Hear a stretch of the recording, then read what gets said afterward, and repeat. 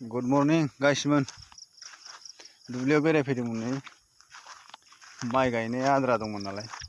अखा हानांगौआ मारै जानानै दं नै खुवाया सुबा मानसिखौनो नुलायलायनो नागिरला मारै गायनो मोननांगौ बिदिजों माइखौ माइयानो आद्रा जानानै दं दाबो सेस जोंनिजों गैया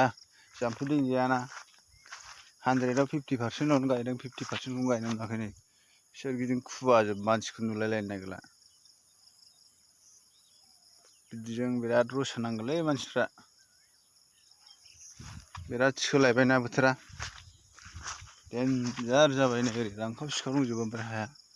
हाखौनो नुलायलाया खुवायानो आसरितसो मेसेङाव खुग्राया दानो माइ गायनाय बोथोराव खुना मारै जानांगौ जाखोलै मबाइलानो क्लियार नुलायलायनो नागिरला आरोखि मबाइलाबो एसे बोरायखाबाय बोरायनाया होमबाबो एफाराब बिदि नुवामोन नै खुवाजों गाज्रि नुथारबाय मानसिखौनो सिनायनो नागिरलायला अयथासार खुवा नै जेरैबो बाब बाब बाब बाब बाब बाब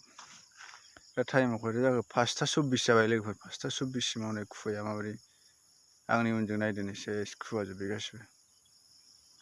बा नुलायनो नागिरखाया आसरितसो